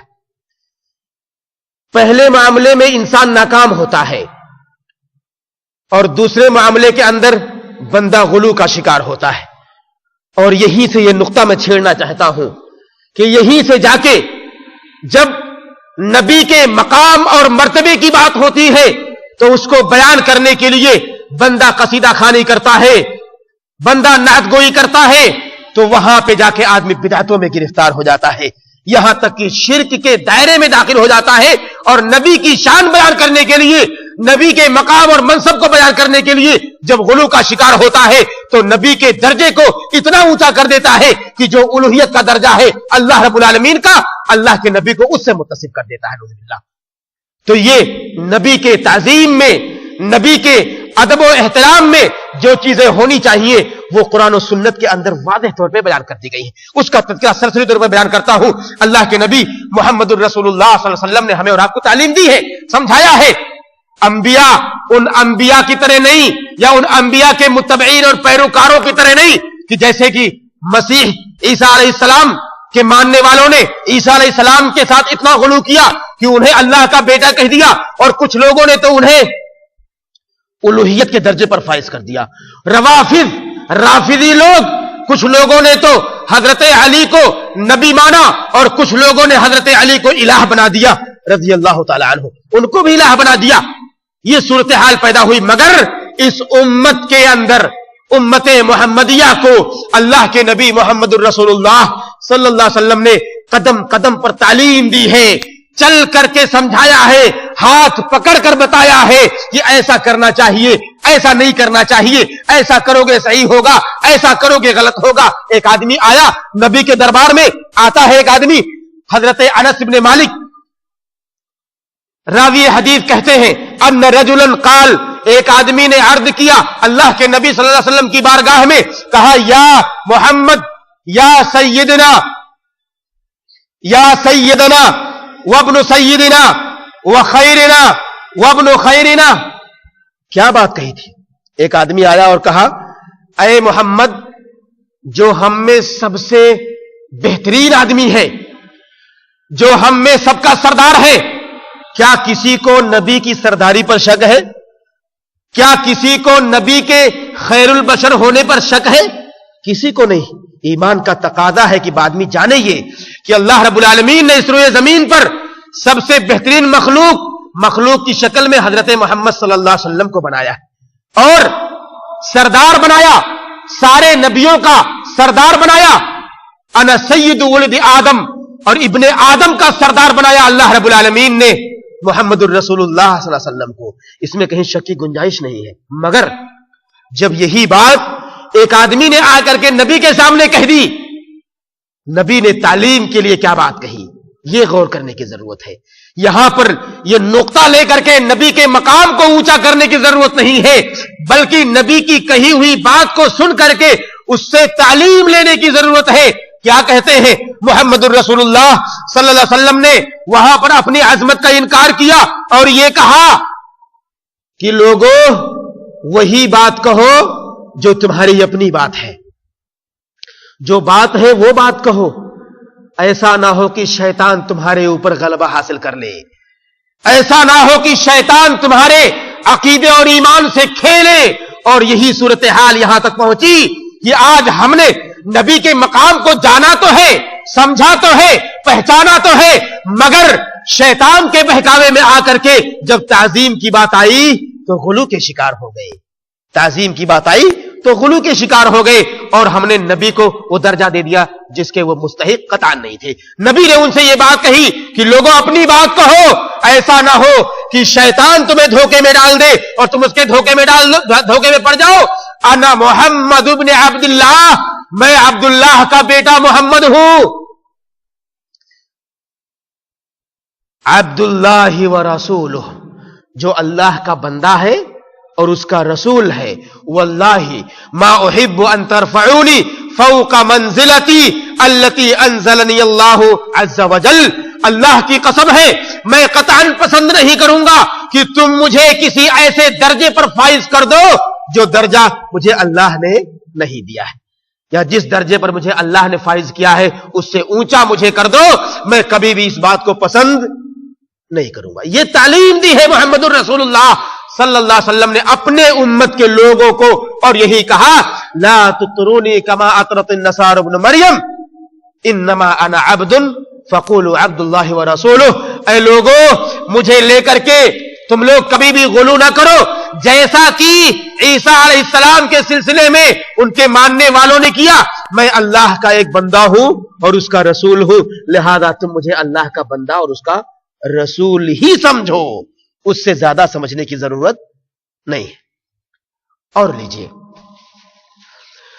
بات تو سمجھ میں آ گئی، اور میں سمجھتا ہوں ایک عقل مند ہوشیار کے سامنے اگر یہ بات کہی جائے کہ محمد الرسول اللہ صلی اللہ علیہ وسلم نے اپنے مقام اور اپنے منصب کو بتایا، اور لوگوں کو یہ تعلیم دی کہ لوگوں غلو کرنے کی ضرورت نہیں ہے، تو امت کے اندر ایسے لوگ پیدا ہوئے جنہوں نے نبی کی ذات کو اتنا اونچا کر دیا، اتنا اونچا کر دیا کہ الوہیت کے درجے پر پہنچا دیا۔ چند ایک مثال دیتا ہوں اور اپنی بات کو آگے لے کے چلتا ہوں۔ بوصیری ایک شاعر، مصر کا شاعر، 608 ہجری میں پیدائش، 696 ہجری میں وفات۔ بوصیری ہمارے یہاں ہندوستان، پاکستان، بنگلہ دیش کے اندر بالخصوص اس کے قصیدے بڑے پڑھے جاتے ہیں، قصیدے بردہ کے نام سے، شاید لوگوں نے دیکھا بھی ہو، بڑی لال پیلی کتابوں میں ایڈیشن میں اچھے آتے ہیں ماشاءاللہ یہ، اور مارکیٹ کے اندر آپ دیکھیں یا اللہ نایاب ہوتے ہیں۔ کبھی کبھی ایسا ہوتا ہے بالخصوص جب میلاد کی محفل آتی ہے، قریب ہے وقت، آج کل تو رنگ لگا ہوگا اس کا، اور ایک یعنی اتنی بڑی تعداد لوگ خریدتے ہیں اس کو، اور اس بوصیری نے جو قصیدے بردہ کے نام سے مشہور ہے، اس بوصیری نے اپنے اکثر اشعار نبی صلی اللہ علیہ وسلم کی مدح میں کہے ہیں۔ کیا نبی کی تعریف میں کوئی کلمات ادا کرنا جرم ہے؟ نبی کی تعریف میں کوئی آدمی کوئی بات کہے تو کیا گناہ کرتا ہے؟ اللہ کی قسم ہے کبھی گناہ نہیں کرتا، بلکہ اس سے نبی کی محبت کی دلیل ہے کہ نبی کے مقام منصب کو جانے اور نبی کی صفات کا تذکرہ کرے، نبی کے اعمال کا تذکرہ کرے، آپ کے شمائل کا تذکرہ کرے، بڑی پیاری چیز ہے، بڑی اچھی بات ہے۔ غلطی کہاں ہوتی ہے کہ جب بندہ غلو کا شکار ہوتا ہے۔ اس آدمی نے کیا کیا؟ نبی کی مدح میں بہت سارے قصیدے لکھے، غلطی کی، ایک جگہ غلطی کی، کیا کہتا ہے؟ یا اکرم الخلق مالی من الوذ به، یا اکرم الخلق مالی من الوذ به سواک عند حدوث الحادث العممی، کہتا ہے یہ بندہ اے اکرم خلق، اے سب سے بہترین مخلوق اس دنیا کی، بات بڑی پیاری ہے، یقیناً نبی صلی اللہ علیہ وسلم دنیا کی سب سے بہترین مخلوق ہے۔ جب کہا یا اکرم الخلق، دل کو سکون ملا کہ نبی کی مدح میں بات ہو رہی ہے۔ آگے کیا کہتا ہے؟ آگے کہتا ہے یا اکرم الخلق، میرے پاس ایسا کون سا سہارا ہے جب دنیا کے اندر حوادث آ جائے، جب دنیا کے اندر پریشانیاں آئے، دنیا تکلیف کا شکار ہو، تو تیرے سہارے کے سوا میرا کون سہارا ہے؟ میں کس کے پاس اپنی حاجت کو لے کے جاؤں؟ آگے یہی بندہ کہتا ہے فَإِنَّ مِن جُودِكَ الدُّنْيَا وَذَرَّتَهَا، تیرے کرم سے، تیرے جود سے اس دنیا کا وجود ہے، اور دنیا کی ہریالی ہے، دنیا کے اندر خوشحالی ہے، اور تیرے علم سے علم لوح و قلم ہے۔ کتنا غلو ہے اس کے اندر، نبی کی ذات کو اس دنیا کے بقا کا ضامن بتا دیا، نبی کے علم کو اللہ رب العالمین کا علم جو لوح و قلم ہے، جہاں اللہ رب العالمین نے انسان کی تقدیروں کو لکھا ہوا ہے، اس علم کو اللہ رب العالمین کا علم قرار دے دیا، اللہ کے نبی کا علم قرار دے دیا۔ بتائیے یہ غلو یہاں تک پہنچی کہ یہ سارے اشعار شرکیہ اشعار ہو گئے، اور وہی جب ہم اپنی زبان میں کہتے ہیں، ایک ہندوستان یا پاکستان کا مولوی جب اس کا اردو میں ترجمہ کرتا ہے تو کہتا ہے وہی جو مستوی عرش تھا خدا بن کر اتر پڑا ہے مدینے میں مصطفیٰ بن کر۔ کتنی عجیب بات ہے، کتنی عجیب بات ہے۔ عرش پر کون مستوی ہے؟ الرحمن ہوا، اللہ رب العالمین عرش پر مستوی ہے، اللہ کی ذات عرش پر مستوی ہے۔ نبی کی ذات کبھی بھی عرش پر نہیں رہی، نہ تو اس پر تھی اور نہ کبھی پہنچ سکتی ہے۔ یہ ایمان اور عقیدے کی بات ہے، یہ انسان کے عمل کی کوتاہی نہیں، عقیدے کی کوتاہی ہے۔ اللہ کی قسم ہے بہت بڑی کمزوری ہے یہ، بندہ اگر اس کو بھی نہ سمجھ پائے تو اس کے لیے کیا کیا جائے، کتنا رونا رویا جائے اس کے لیے۔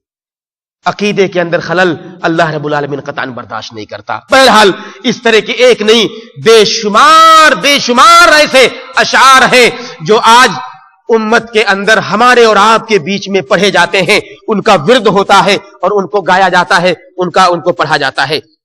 الغرض یہ ساری باتیں ایسی تھیں جو میں نے آپ کے سامنے رکھی، جو بدعت کے حوالے سے، سنت کے حوالے سے، اور پھر ان کے ردود کے حوالے سے، محبت نبی کے حوالے سے، اتباع رسول کے حوالے سے، اس کے اندر غلو اور اس کے مثالیں میں نے آپ کے سامنے رکھی۔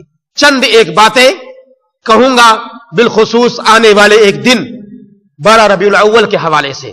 अपनी बात को इंशाअल्लाह वही खत्म कर दूंगा, लंबी तफसील नहीं, लंबी तफसील तो बहुत है इसके अंदर और उसके लिए एक दर्स मजीद चाहिए, लेकिन मैं इसको मजीद आगे नहीं करना चाहता कि आगे किसी और मौजू को इंशाअल्लाह छेड़ा जाए, किसी और मौजू को लाया जाए, वो अच्छी चीज है। बात यह है मीलाद की बात। यकीनन जो लोग इसके कायल हैं, जो इसको करते हैं, अंजाम देते हैं, उनके दिल में नफरत नहीं है कि नबी से नफरत है, शरीयत से नफरत है, बुग़्ज़ है या अदावत है, बल्कि उनके दिल के अंदर क्या है? नबी से मोहब्बत है, शरीयत से मोहब्बत है, कुरान और हदीस से मोहब्बत है, ईमानी जज्बा है, ईमानी गैरत है। मगर क्या उनका यह जज्बा सही है? क्या उनका यह जज्बा दुरुस्त है? क्या उनकी ये ईमानी गैरत काम आएगी? अगर वो कुरान और सुन्नत के मुताबिक नहीं है तो क्या ये उनका अमल उन्हें बचाएगा? अल्लाह की कसम है कभी नहीं बचाएगा, जब तक कि कुरान और सुन्नत के मुताबिक उनका ये अमल ना हो जाए। आइए देखते हैं, इसकी सरसरी तौर पर एक तारीख दे दूं, उलमा ने इसके बारे में क्या लिखा और क्या कहा, कि इसकी इब्तिदा या इसके अंदर क्या बातें आई। मुहम्मदुर रसूलुल्लाह सल्लल्लाहु अलैहि वसल्लम का जमाना, सहाबा किराम का जमाना, ताबईन का जमाना, तबे ताबईन का जमाना, कुरूने मुफद्दला, 3 कुरून मुफद्दला गुजर गए, इसका वजूद तक नहीं। उसके बाद 4वीं सदी हिजरी के अंदर दौलते फातिमिया उबैदिया, जिन्होंने अपने आप को हजरत अली के औलाद होने का दम भरा और उनसे अपनी कुर्बत को जाहिर किया कि हम हजरत अली के औलाद से हैं, अली ये मुर्तजा की औलाद से है, उन्होंने अपने आप को साबित किया और वहीं से उन लोगों ने इस बिदअत को ईजाद किया। कैसे? इमाम सखावी रहमहुल्लाह कहते हैं, सबसे पहली चीज जो अमल अल-मौलिद अश-शरीफ लम यनकुल अन अहद मिन as-सलफ as-सालिह फिल कुरून अथ-थलाथत अल-फादिला। इमाम सखावी रहमहुल्लाह कहते हैं कि मौलिद के बारे में, मिलाद का अमल 3 कुरूने मुफद्दला के अंदर इसका वजूद नहीं था, 300 सदी के अंदर इसका वजूद नहीं था। कहा इन्नमा हदसा बाद, उसके बाद उसका वजूद हुआ, उसके बाद उसका वजूद हुआ। यह कैसे हुआ? मैंने कहा कि फातिमी उबैदी, जिन्होंने अपने आप को हजरत अली के औलाद होने का दम भरा, उन्होंने 6 मवालिद का ईजाद किया। मुहम्मदुर रसूलुल्लाह सल्लल्लाहु अलैहि वसल्लम की मिलाद, हजरत अली की मिलाद, हजरत हसन और हुसैन और फातिमा की मिलाद, 6। इन 6 मिलाद को उन्होंने ईजाद किया, अमल करते रहे, लेकिन यह मुख्तसरन था, लंबी चौड़ी तफसील इसके अंदर नहीं मिलती कि बड़ा चौड़ा बहुत ज्यादा एहतमाम किया हो या बहुत ज्यादा इसको उरूज दिया। इसको उरूज मिलता है 600 सदी के बाद। 600 सदी के बाद इसको उरूज ऐसा मिला, एक बादशाह, अरबल के जमाने का बादशाह मुज़फ्फर, इसने इसे ऐसा वजूद दिया कि वो बड़ा एहतमाम किया, खाने का, पीने का और हलवियात का, चाशनी और मिठाइयों का एक लंबा चौड़ा अंबार लगाया और लोगों को इसकी तरफ दावत दी, उसको बुलाया। ये एक मुख्तसरन इसकी तारीख है। तारीख तो बहुत लंबी है और बड़ी तफसीली है, लेकिन इसको छोड़िए, आइए हम देखते हैं ये लोग जो ये करते हैं बेचारे। अल्लाह रब्बुल आलमीन हम सबको हिदायत से नवाजे। यकीनन दिल के अंदर नबी की मोहब्बत का जज्बा होता है। अकली तौर पर चंद उनके शुबहात हैं, अकली तौर पर अकल कहती है इसलिए उसको मानते हैं, और अकली तौर पर जब बंदा कोई बात कहता है तो उसका जवाब भी अकल से ही दिया जाता है ताकि उसको समझ में आए। कहते हैं कि मिलाद ये दरअसल सालाना यादगार है, मिलाद दरअसल सालाना यादगार है और इसके मनाने से नबी की मोहब्बत में इजाफा होता है। अकल कहती है कि साल में जब एक बार नबी की याद में नबी की पैदाइश का दिन मनाएंगे तो नबी की मोहब्बत में इजाफा होता है। मुसलमानों को अकल हमारी यह कहती है कि मुसलमानों को नबी के याद करने के लिए एक दिन काफी नहीं है। नबी तो ऐसे हैं कि जिन्हें हर वक्त याद करना चाहिए। एक दिन पूरे साल सोते रहो, एक दिन आए तो कहो नबी की याद में हम ये महफिल रच रहे हैं। हमारी अकल ये कहती है कि नबी की याद में तो एक एक लम्हा गुजारना भी हमारे लिए बाइसे सआदत है, बाइसे फक्र है और बाइसे अजर व सवाब है कि बंदा नबी की याद में, नबी की मोहब्बत में एक पल भी गुजारे تو یہ عقل کی بات ہے اور نبی پر درود پڑھتا رہے بندہ.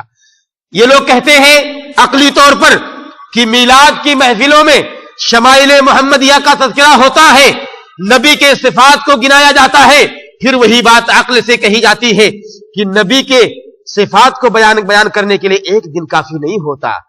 نبی کے صفات تو ایسے ہیں کہ پوری تاریخ بھری پڑی ہے, پورا سال گزر جائے نبی کی تاریخ ختم نہ ہو. اور نبی کی تاریخ سننے والوں کے لیے چاہیے کہ ایک دن نبی کی تاریخ نہ سنے بلکہ اس کو پڑھیں, روزانہ پڑھیں, یومیہ پڑھیں, اس کو غور کریں, اس پر غور کریں اور اس کے مطابق اپنی زندگی کو ڈھالیں. یہ اصل مقصد ہے. لوگ کہتے ہیں کہ پیدائش پر خوشی کا اظہار کرنا ایمان کی دلیل ہے. پیدائش پر خوشی کا اظہار کرنا ایمان کی دلیل ہے. خوشی اللہ کے رسول کی ہے. ہم کہتے ہیں عقلی طور پر خوشی اللہ کے رسول کی ہے, خوشی اس دن کی نہیں ہے, اس دن کی خوشی نہیں ہے. خوشی کس کی ہے؟ نبی کی خوشی ہے. نبی کی خوشی میں آپ جتنے جلسے کرنے ہیں کرو, نبی کے صفات ان کے شمائل بیان کرنے کے لیے جتنے پروگرام کرنے ہیں کرو, کوئی نہیں روکے گا. لیکن دن متعین کر کے کہ نبی کی پیدائش آج کے دن ہوئی ہے اس لیے یہ کام کیا جائے, نبی کے پیدائش والے دن کی عظمت نہیں ہے, نبی کی عظمت ہے. نبی کی عظمت ہمارے دلوں میں ہونی چاہیے. اس کو ظاہر کرنے کے لیے روڈ پر کھڑے ہو کر کے نعرے لگانے کی ضرورت نہیں ہے. اسی طرح سے کہتے ہیں لوگ کھانا کھلانا اس دن اجر و ثواب کا باعث. کھانا کھلانا یقیناً بلا شبہ اللہ کے نبی صلی اللہ علیہ وسلم نے بڑی برکتیں اور بڑے ثواب کی بات کی ہے کہ کھانا کھلانا ایک اجر کا کام ہے, ثواب کا کام ہے.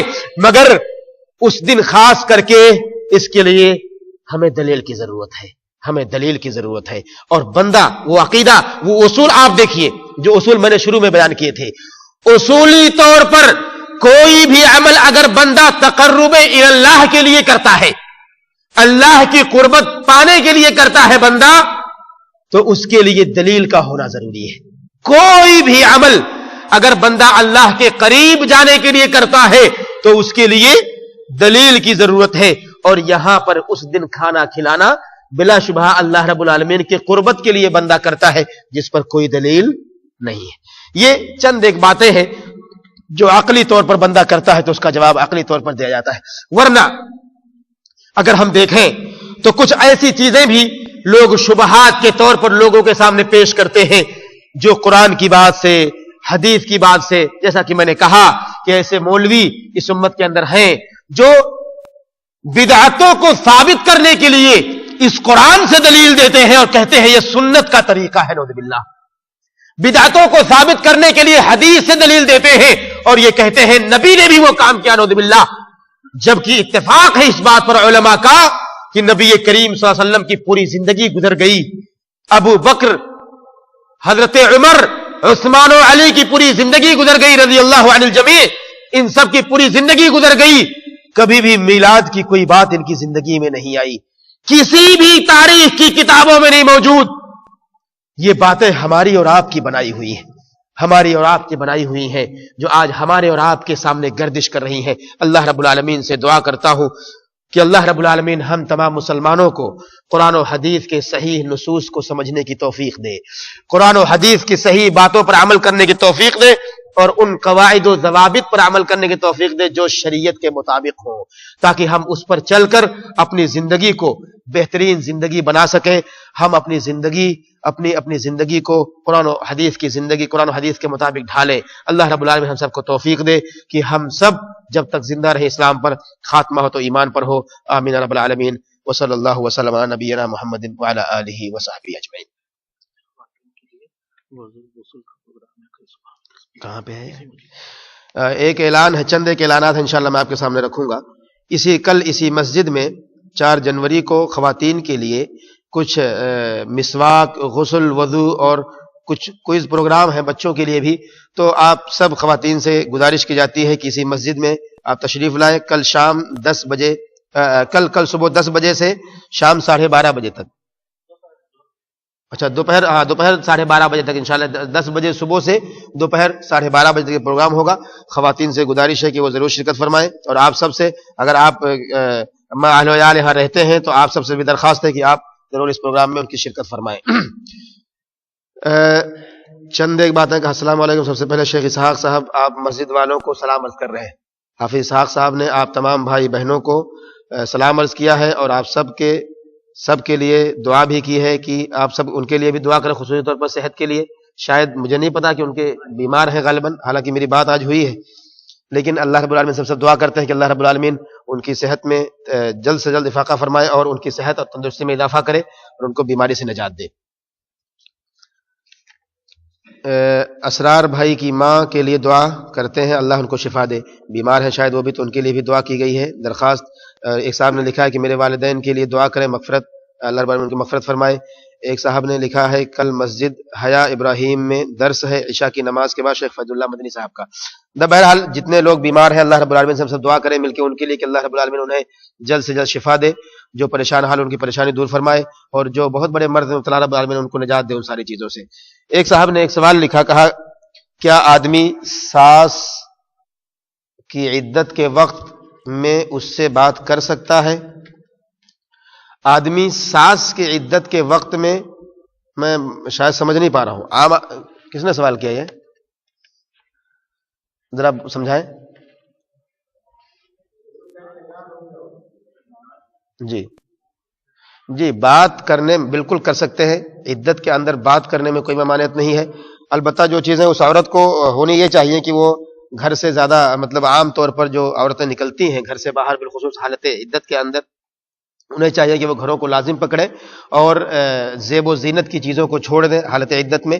البتہ بات کرنے کی ممانعت نہیں ہے، بات حسب ضرورت زیادہ نہ کریں کہ بہت زیادہ بات ہو جائے اور وہ چیز جو ایک غم سے نڈھالی اس کے اندر جو صفت ہے وہ چیز یعنی ختم ہو جائے، ایسا نہیں ہونا چاہیے، بلکہ اگر وقت ضرورت آدمی بات کرتا ہے تو انشاءاللہ اس میں کوئی حرج کی بات نہیں۔ کیا لڑکا یا لڑکے کے گھر والے لڑکی کے لیے اپنی خوشی سے سونے کے زیورات لے سکتے ہیں؟ اسی طرح لڑکی کے لیے کپڑے اور دوسرا ساز و سامان لے سکتے ہیں جبکہ صرف بات طے ہوئی ہے اور نکاح نہ ہوا ہو؟ کیونکہ عام طور پر ہمارے ملک میں ایسا ساز و سامان شادی سے پہلے خریدا جاتا ہے۔ یہ ایک ایسا مسئلہ ہے جو بڑا سنگین ہے، عام طور پر جسے یوں کہیں کہ منگنی والی بات ہے۔ یہ منگنی میں عام طور پر بہت سارے تام جھام ہوتے ہیں، لمبے چوڑے خرچ ہوتے ہیں اور اس کے لیے بڑا لمبا چوڑا اہتمام ہوتا ہے، دعوتیں ہوتی ہیں، جبکہ منگنی کو صرف اس لیے مشروع کیا گیا ہے تاکہ آدمی اس کے ذریعے سے پہچانے ایک دوسرے کو، اور یہ تقدم ہے، آگے بڑھنے کا ایک اسٹیپ ہے کہ آدمی جب یہاں اس رشتے کی بنیاد ڈالتا ہے تو آگے اس کے ذریعے سے قدم بڑھاتا ہے، یہ اصل مقصد ہے۔ اور اللہ کے نبی محمد الرسول اللہ صلی اللہ علیہ وسلم کی روایت اس کے لیے بہت واضح ہے کہ ایک صحابی نے منگنی کی تو اللہ کے نبی صلی اللہ علیہ وسلم نے اسے پوچھا کیا تم نے دیکھا اپنی ہونے والی بیوی کو جس سے تم نکاح کرو گے، اس کو دیکھا؟ انہوں نے کہا نہیں اللہ کے نبی صلی اللہ علیہ وسلم۔ تو اللہ کے نبی صلی اللہ علیہ وسلم نے کہا کہ تم اسے دیکھ لو، اس لیے کہ یہ زیادہ بہتر ہے، ہو سکتا ہے کہ تمہارے بیچ محبت پیدا ہو جائے۔ تو آدمی دیکھے، تو یہ اصل مقصد یہ ہے یہاں پر کہ تقدم، آگے بڑھنا، رشتے کو آگے بڑھانا اس منگنی کے ذریعے۔ البتہ جو ہمارے ہاں رواج ہے عام طور پر کہ لمبے چوڑے خرچ کیے جاتے ہیں، سونے چاندی کے زیورات دیے جاتے ہیں یا لین دین ہوتا ہے، یہ ساری چیزیں یہ ہماری اور آپ کی بنائی ہوئی رسمیں ہیں جس کا شریعت سے کوئی ثبوت نہیں۔ ہمیں چاہیے کہ اگر انسانیت کے ناطے، خوشی کے ناطے ایک دوسرے کو اگر دے دے ہلکی پھلکی چیزیں تحفے تحائف کی شکل میں، تو یہ لین دین اس معنی میں اگر ہو جائے تو کوئی حرج نہیں ہونا چاہیے، لیکن اس کو ایک بوجھ بنا دیا جائے جیسا کہ چل رہا ہے ہمارے معاشرے کے اندر، تو یہ قطعاً جائز اور صحیح نہیں ہوگا۔ کیا ایسی شادی میں جا سکتے ہیں جس میں عورتوں اور مردوں کا حال تو علیحدہ ہو لیکن خصوصاً ہماری شرکت کے لیے تھوڑی دیر گانے وغیرہ بند کر دیے جائیں پر دولہے کی تصویر اور ویڈیو بنائی جا رہی ہو؟ اصل میں دیکھیے، شادیوں میں شرکت کا جو مسئلہ ہے، شرکت یہ آپ کا اپنا معاملہ ہے اور اس کے اندر جو بھی عمل ہو رہا ہے وہ ان کا اپنا معاملہ ہے۔ جو انسان جیسا کرے گا اس کو اس کے مطابق اسے گناہ یا اس کا اجر ملے گا، اگر اچھا کرے گا تو اچھا اجر اور اگر برا کرے گا تو برا اجر۔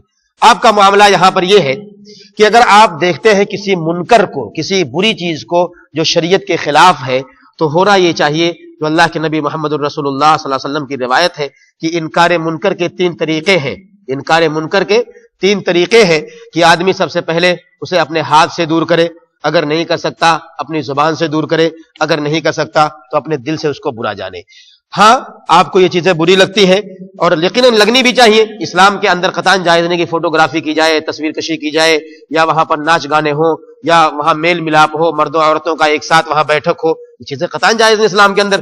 لیکن یہ صورتحال اگر پیش آ رہی ہے، آپ کو چاہیے، ہمیں چاہیے کہ ایسے موقع پر جائیں، لوگوں کو سمجھائیں، بتائیں، تعلیم دیں کہ یہ چیزیں غلط ہیں۔ اگر ہر بندہ بائیکاٹ کرتا رہے تو لوگوں کو شاید معلومات ہی نہ ہو اس کے بارے میں کہ یہ چیزیں کرنا بھی صحیح ہے یا نہیں صحیح ہے۔ تو کہیں کہیں تعلیم دینے کے لیے ضروری ہو جاتا ہے کہ ہم انہیں سمجھائیں، انہیں بتائیں کہ بھائی یہ عمل غلط ہے، اسلام کی نظر میں نہیں ہے، نہیں صحیح ہے۔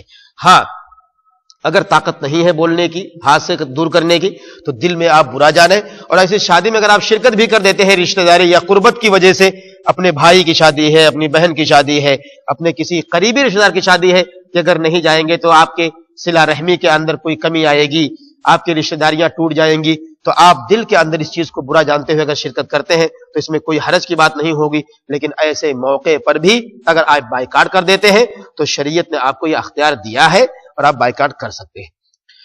کیا دیور اپنی بھابھی سے تعزیت کرنے کے لیے بات کر سکتا ہے؟ اصل میں تعزیت کے لیے بات کرنا یہ ایک بڑا مسئلہ ہے۔ دیور یا عام آدمی کسی اجنبیہ سے جو اس کے لیے محرم نہ ہو، اس سے بات کرنا، چاہے وہ تعزیت کے لیے ہو یا غیر تعزیت کے لیے ہو، عمومی طور پر اسے روکا اور منع کیا گیا ہے۔ لہذا اصل وجہ یہاں پہ روکنے کی جو ہے وہ شریعت ہے، کہ شریعت نے اگر ایک چیز سے منع کر دیا کہ کوئی آدمی کسی عورت سے خلوت میں نہ ملے، چاہے وہ خلوت میں ملنا ہو، آمنے سامنے ملنا ہو، یا خلوت میں گفتگو کرنا ہو ٹیلی فون کے ذریعے، یہ بھی خلوت ہے، سامنے کوئی نہیں ہوتا، کوئی نہیں سنتا ہے، وہی دونوں سنتے ہیں، تو یہ چیزیں بھی اسی خلوت میں داخل ہیں۔ ایسے موقع پر اللہ کے نبی صلی اللہ علیہ وسلم کہتے ہیں الا وثالثہما الشیطان، ان دونوں کے بیچ میں تیسرا شیطان ہوتا ہے۔ تو جس طرح سے عام زندگی کے اندر اللہ کے نبی صلی اللہ علیہ وسلم نے منع کیا ہے کہ دیور یہ ایک بھابھی کے لیے موت ہوتا ہے، بالکل ویسے ہی اس کے شوہر کی وفات کے بعد بھی اسی حالت میں وہ رہے گا، اس سے وہ چیز ختم نہیں ہوگی۔ تو چاہیے کہ کبھی بھی وہ بات نہ کرے اور اس سے دور ہی رہے، اور اگر حسب ضرورت وہ ساری چیزیں آپ مان کے چلیے، حسب ضرورت کہیں بھی معاملہ پیش آئے تو حسب ضرورت آدمی کسی سے بھی، چاہے وہ محرم ہو یا غیر محرم ہو، ضرورت کے مطابق بات کر سکتا ہے۔ اگر اسے یقین ہے کہ اس کے تعزیت کرنے پر کوئی گناہ کا خدشہ نہیں ہے تو انشاءاللہ وہاں تعزیت کرنے پر بھی کوئی اعتراض نہیں ہونا چاہیے۔ اسی طرح سے کہا کیا دعا کے بعد منہ پر ہاتھ پھیرنا اور صلاۃ تسبیح پڑھنا جائز ہے؟ جبکہ اکثر سعودیہ کے علماء کے مطابق یہ صحیح روایت سے ثابت نہیں اور بعض نے اسے بدعت قرار دیا ہے۔ بہرحال یہ بات آپ نے جواب خود ہی دے دیا، اس میں مجھے کہنے کی ضرورت نہیں ہے۔ سلام دعا مانگنے کے بعد ہاتھ پر، چہرے پر ہاتھ پھیرنا، یہ تو آپ نے کہا کہ صحیح سند سے ثابت نہیں ہے، لیکن بہت سارے علماء نے اسے بدعت بھی کہا ہے۔ اگر ہم اسے بدعت نہ بھی کہیں تو کم سے کم ہمیں یہ معلوم ہونا چاہیے کہ جب سند سے، صحیح سند سے ثابت نہیں ہے تو ہمیں چاہیے کہ کوشش کریں کہ ایسا کام نہ کریں۔ اور بعض علماء نے کہا ہے کہ چونکہ ایک ایسا امر ہے یہ کہ جس کے اندر اتنی بڑی قباحت نہیں ہے، تو اگر کوئی کرتا ہے تو اس کو نکیر نہیں کرنی چاہیے کہ اس کو منع کرے کہ بھائی یہ بدعت ہے، یہ حرام مت کرو۔ تو انشاءاللہ معاملہ اس میں سمجھتا ہوں کہ تھوڑا وسعت ہے، اور اگر کوئی کرے آپ تعلیم دے دیجئے، اس کو سمجھا دیجئے، لیکن اگر وہ مصر ہے تو آپ اسے بدعتی یا آپ اسے مشرک یا آپ اسے منکر مت کہیے۔ اگر کسی آدمی کے پاس لال رنگ کی شرٹ یا ٹی شرٹ ہو تو ان کا پہننا کیا جائز ہے؟ اور اگر نہیں پہن سکتے ہیں تو ان کپڑوں کا کیا کریں؟ جزاک اللہ خیرن۔ کہا کہ لال رنگ کا کپڑا پہننے میں کوئی ایسی قباحت شریعت نے تو نہیں رکھی کہ آپ لال رنگ کا کلر نہیں پہن سکتے، لیکن جو سادہ لباس ہوتا ہے وہ مومن کا ایک بہترین اچھا لباس، سفید لباس جو پسندیدہ لباس ہے، وہ آدمی کو چاہیے کہ کوشش کرے پہنے، کیونکہ عام طور پر جو رنگینیاں ہوتی ہیں، رنگین لباس ہوتے ہیں، ان رنگین لباسوں کے اندر ایک دوسرے بھی آدمی خود بخود اپنے ذہنوں کو لے کر کے، اپنی نظروں کو لے کر کے ہو سکتا ہے اس میں ہی مست ہو جائے، ہو سکتا ہے اس کے اندر ہی گر جائے، اس کے اندر سمانے کی کوشش کرے، کیونکہ نظریں ہمیشہ اچھی چیزوں کا تعاقب کرتی ہیں، پیچھا کرتی ہیں۔ تو ہو سکتا ہے آپ کے اس لباس کی وجہ سے اوروں کو خلل واقع ہو جائے تو آپ کوشش کریں کہ ایسے بھڑکیلے لباس نہ پہنے جو اوروں کی نظروں کا آپ ایک ایسا سبب بنے کہ جس کی وجہ سے کسی غلطی کا امکان ہو دوسرے کے لیے. تو آپ کوشش کریں, اور اگر نہیں پہنتے تو آپ کسی کو دے دیجئے, اسے کسی غریب کو, کسی فقیر کو جو اسے پہنے, تو انشاءاللہ اس میں کوئی حرج کی بات. جزاکم اللہ خیرا وبارک اللہ فیک. جی, نبی کی پیدائش اور وفات کے حوالے سے کیا کوئی صحیح روایت ہے یا نہیں ہے؟ اس میں جو اتفاق ہے علماء کا, ایک دم سارے علماء کا اتفاق, اور اس میں اختلاف کی کوئی بات نہیں ہے کہ نبی کی وفات کے تعلق سے ایک دم اتفاق ہے سارے لوگوں کا کہ 12 ربیع الاول کو نبی کی وفات ہوئی ہے. اس میں کہیں کسی مورخ نے اختلاف نہیں کیا. لیکن پیدائش کی تاریخ کے حوالے سے بہت اختلاف, بہت زیادہ اختلاف ہے, اور بہت سارے علماء نے 9 ربیع الاول کو راجح کیا ہے. بہت سارے علماء نے 9 ربیع الاول کو نبی کی پیدائش کا دن مانتے ہوئے اس کو راجح کیا ہے. البتہ اور بھی بہت سارے علماء نے 12 ربیع الاول کو بھی پیدائش مانا ہے. یہ مسئلہ مختلف فی ہے ان کی پیدائش کا, لیکن متفق علیہ مسئلہ ہے آپ کی وفات کی 12 ربیع الاول ہی کو آپ کی وفات ہوئی.